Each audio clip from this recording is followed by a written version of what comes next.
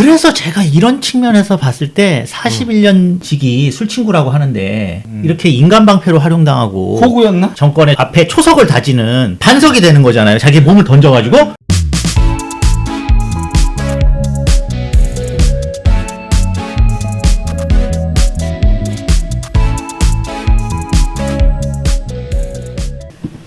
안녕하십니까. 건치신문TV, 이번에는 좀 야심차게 저희가 준비했습니다. 월간 건치TV. 저희가 뭐 조회수가 안 나오거나 그래서가 그런 게 아니고요. 원래 예정돼 있던 시청자 여러분들에게 제대로 된 정보를 꾸준히 전달하고자 해서 정기적인 한 달에 한 번 제작하는 월간 건치TV입니다. 그 첫 번째 시간인데요. 월간 건치TV는 우리 정영준 선생님, 뭐 건치TV에 계속 나오셨으니까 많은 분들이 아실 거고, 정영준 선생님과 저와 이렇게 둘이서 진행을 하는데, 뭐 이렇게 좀 자연스럽지 않거나 좀 이상하면 사람을 자르거나 더 하거나 이럴 예정입니다. 그래서 알겠습니다. 예. 오늘 또 하는 거 보고 계속 고정이 되는지 마음이 되게 무겁습니다. 예. 각오를 한번 해주시죠. 저희 시청하시는 주로 건치 회원 선생님들 잘 부탁드립니다. 클릭수가 나오지 않으면 잘린다고 합니다. 저희는 근데 그 클릭수나 조회수라기보다 그 치과의원회 바깥에 있는 텔레비전 이런 데다가 이 유튜브를 계속 이렇게 사이클로 돌려주세요. 혹시 모르지 않습니까? 예. 그러면 또 그런 쓸데없는 얘기를 하냐고. 환자분들이 좋아하실 수도.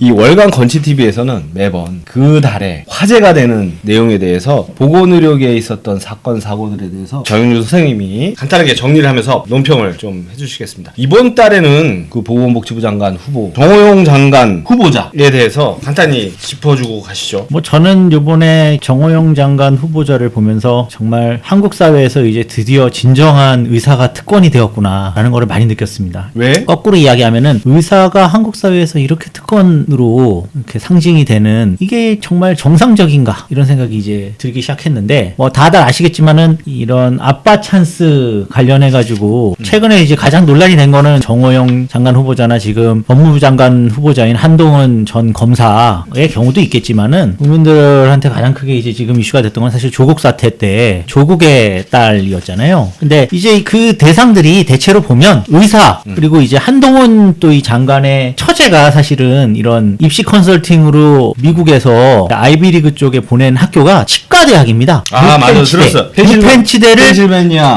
그런 컨설팅으로 2명을 보냈다. 그래서 왜 이렇게 한국 사람들이 특히나 한국 사회에서도 그렇고 미국까지 가가지고 의대, 치대 이런 종류를 이렇게까지 뭔가 선호를 하고 그리고 거기에 가기 위해서 이렇게 막 스펙을 쌓는 것들이 이렇게 횡행하는가. 그러게. 이런 생각이 저는 드는 거예요. 근데 그 법무장관 정도 되면 진짜 되게 세지 않나? 근데 치대를 보내? 뭐 의대를 보내고 막 이런 게 조금 아쉽더라. 나 같으면 이렇게 보낼 수 있으면 더 센 데를 보내고 싶은데. 아니 근데 이제 저희 인이업 선생님들이나 아니면은 뭐 제 동기 동창들이나 선배들이나 만나면은 뭐 맨날 뭐 이 직업이 좋아가지고 뭐 우리 애를 이걸 시키겠다 그런 사람 별로 없잖아요. 근데 그거는 인이업 선생님들하고 건치 선생님들만 봐서 그럴 수도 있어요. 아니 대한의사협회의 대부분의 의사 선생님들 생각이 한국에서 의사는 뭐 의노라고 주장하는 사람도 있고 이거 사회주의 의료에서 지금 거의 이렇게 수탈당하고 착취당한다고 생각하시는 분이 대부분인데 망했다. 왜 이렇게 힘들고 앞으로 망해가는 직업이라고 하는데 이렇게까지 자식을 그럼 사회 자식이 지도치가 여기- 노블리스 오블리제처럼 내 자식은 힘든 길을 예. 보내겠다 이런 말도 안 되는 소리다. 예, 노블리스 오블리제 학설이 하나 있을 수 있겠네요. 예, 그건 제가 다음에 딴 데서 이야기를 하고요. 근데 이제 이런 경향성이 저는 어쨌든 정호영 후보자에서 아주 드라마틱하게 나타났다는 건데, 본인의 자식들을 그냥 입학시킨 것도 아니고 학사 편입을 시켜가지고 의과대학에, 그것도 본인이 병원장을 하고 본인의 모교인 경북대학교 의과대학에 또 이렇게 편입을 시켰지 않습니까? 이런 행태가 사실은 좀 이해상충 문제에서 일반적인 다른 직군에 있는 사람들이나 윤리의식적 차원에서는 납득하기 어려운 행동이거든요. 근데 이제 본인 설명은 절차상 뭐 불법은 없었다. 근데 뭐가 문제냐 이거거든요. 그리고 이제 윤석열 대통령도 이거 확인된 불법은 없지 않느냐. 근데 조사를 안 했으니까 불법이 있는지 없는지 모르겠으나 어쨌든 간에 명확한 불법은 아닌데 이게 왜 문제냐 이렇게 보는 것 같은데요. 이게 법리적으로 이제 조국 사태 때는 이제 다 압수수색하고 완전 탈탈 털어가지고 그걸 이제 법정으로 끌고 들어가가지고 별건 수사로 사법적 판단을 받아서 문제가 됐고, 이제 본인들은 입시에 사용하지 않았다는 게 한동훈 이제 법무부 장관 후보자의 주장인 거고, 그 다음에 이제 정호영 후보자 같은 경우에는 합법이다라는 걸 지금 강조를 하잖아요. 근데 이제 중요한 거는 특권이라는 거는 이 법적으로 여기에서 부합되냐 아니냐가 핵심은 아니거든요. 특권이라는 건 특권이라는 거는 기본적으로 자신이 그렇게 가지고 있는 어떤 사회적 지위, 정확하게는 어떤 계급적 지위를 가지고 부수적으로 따라오는 어떠한 여러 가지 사회적인 자신의 권력을 이용하는 것들이 특권이잖아요. 그렇죠. 그렇기 때문에 본인이 사실은 합법적이고 그 안에서 문제가 없었다고 할지라도 본인의 어떤 그런 사회적 자본을 이용해가지고 이제 이렇게 저렇게 사용하는 것들이 다 사실 특권이거든요. 근데 이런 특권의 사용을 본인들의 자녀를 의과대학을 특히나 이렇게 진학하는데 사용하는 이 행태는 결국은 이제 의과대학이 상징하는 바가 저는 그래서 상징 자본적인 측면에서는 이제 한국 사회에서 단순히 의사가 된다, 뭐 치과 의사가 된다 이런 것이 아니라 예전에 한국 사회의 어떤 지배 엘리트들이 가지고 있는 기본적으로 뭐 사법고시와 같은 이런 고시를 합격해야 능력주의나 시험에서 이렇게 인정받는 것처럼 이제는 지금은 뭐 변호사 시험이나 이런 쪽 고시가 없어지면서 더 쇠퇴를 하면서 의과대학에 진학을 해서 의사가 되는 게 의협에 이렇게 종사한다는 그런 의미보다는 나 엘리트의 일원이야 라고 하는 이제 어떤 특권의 상징으로 좀 변질이 되는 게 아니냐 이런 생각이 많이 듭니다. 그 특권을 대물림하는 것이 문제다. 그러니까 이 대물림한다는 게 본인의 어떤 가업을 잇는 개념이면 차라리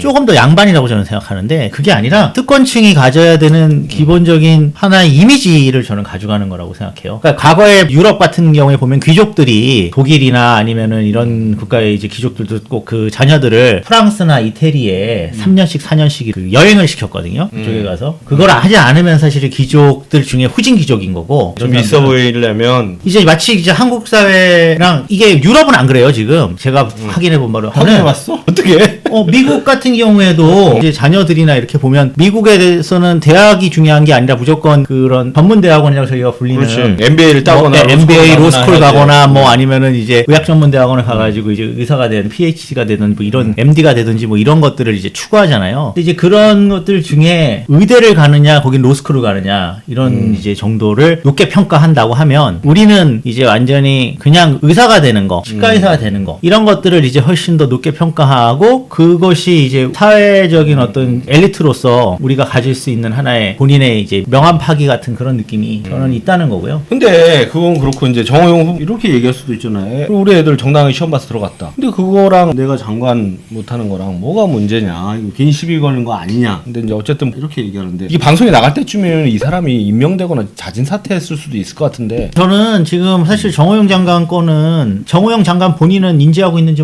모르지만 인간방패로 활용되는 측면이 크다고 보고요. 왜냐하면 지금 이제 국무총리랑 장관 인준과 관련해 가지고 특히나 이제 한덕수 국무총리 인준을 위한 이제 반대급부가 지금은 이제 야당이 된 민주당에게도 필요하잖아요. 모든 장관을 다 임명할 수는 없으니까. 정호영 이 사람 그냥 낙마시킬 테니까 요건 해줘라. 예, 그걸 딜로 하는 첫 번째 카드로 아마 쓸 거고 한동훈을 제가 봤을 때는 법무부 장관으로 임명하기 위해서도 정호영 끝까지 끌고 가는 거죠. 그래서 맨 마지막에 딱 정호영 사퇴시키면서 그러니까 정호영 장관을 버리면서 한덕수랑 한동훈을 가져가는 방향 정도로 지금 아마 정호영 입장은 뭐가 돼? 이거 털릴 거 다 털리고. 그래서 제가 이런 측면에서 봤을 때 41년 지기 술친구라고 하는데 이렇게 인간방패로 활용당하고 호구였나? 본인은 자기 가족들 지금 다 털리고 말이야. 정호영 장관이 저는 그래서 이거를 알고 만약에 계속 지금 청문회까지 나와서 하는 거였으면은 이분은 정말 확실한 정치 엘리트다. 정권의 앞에 초석을 다지는 반석이 되는 거잖아요. 자기 몸을 던져가지고 그렇게 생각할 수도 있고 만약에 이걸 모르고 했다고 하면 진짜 한국의 의사들이 창피한 거예요. 그 일본 드라마이면서 그 소설인 하얀 거탑에 나오는 것처럼 의사 사회 안에서의 권력 지향이나 이런 것들이 이런 기존 어떤 사회 정치 체계에 적용될 수 있을 거라는 착각을 가지고 인간방패가 본인이 되는 줄도 모르고 지금 버티고 있는 거면 참 의사라는 직업에 대한 어떤 회의가 좀 들죠.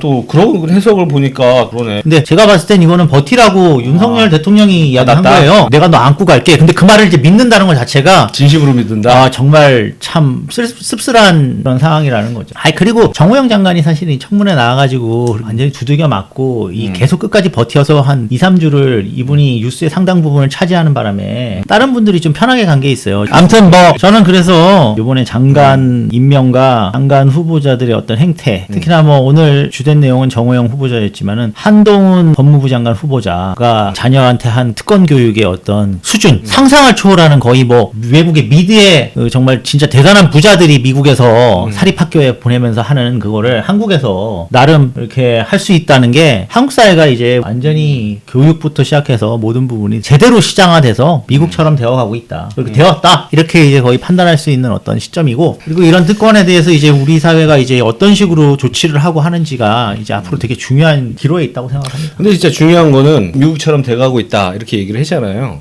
미국처럼 된다고? 이거 심각한 문제인데 이런 사람이 많을 것인지, 오케이 정말 잘 됐다 이런 사람이 많을지, 그게 이제 앞으로 점점 우리 사회가 판단해야 될 몫이라고 생각이 됩니다. 자, 오늘 그러면 첫 번째 순서로 제목을 제가 적었어요. 정영준의 화난 논평. 화를 더 냈어야 되는데 그러면. 첫 해라서 그런지 아니 그냥 화만 났는지 표현을 많이 못하셔서 그런데, 정호영 장관 거는 이제 일단 특권이라는 의미에서, 그리고 어찌 보면 좀 말문을 막히게 하는 이 사람들의 행태, 이게 뭐 이렇게 조사하고 하나하나 들출 건덕지가 있는 것도 아니잖아요. 사실은 내 학교에 내 아이가 이렇게 들어왔다 그러면 그것만 해도 좀 민망한 일인데, 설마 몰랐겠지 자기가 복지부 장관이 될지는. 근데 어쨌든 그것만으로도 문제인데 요걸 가지고 계속 가는 걸 보면 이제 이해가 가지 않는다. 이해가 가지 않을 때 항상 나오는 게 있죠. 음모론처럼 이거 뒤에서 딜을 하고 있다. 이런 내용들 한번 다뤄봤습니다. 자, 앞으로도 계속 이 정영준 선생님이 그 달의 주제 이슈에 대해서 심층적이고 음모론적인 논평들을 많이 부탁을 드리고요. 예. 첫 번째 순서는 여기서 마치겠습니다.